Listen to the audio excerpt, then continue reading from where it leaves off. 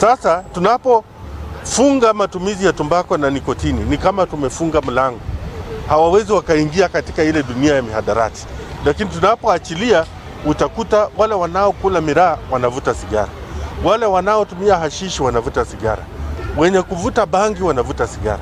Sigara huwa ni mlango wa dunia ya mihadarati, na tunapoweka ushuru hapo, wale ambao wataanza kuvuta watakuwa ni wachache, na kwa hivyo hatutakuwa na kiwango kidogo cha wale ambao wanaingia katika matumizi ya mihadarati. Wale ambao wanafanya kampeni kwa sasa kwa kununulia vijana vifaa ambavyo vitawadhuru kama hiyo tobako, pombe, nini, hatutapendelea jambo kama hili katika taifa letu. Na kwa hivyo tunalipinga sana. Kama ni kampeni, tufanye kampeni za afya, tupromote afya ya vijana kwanza.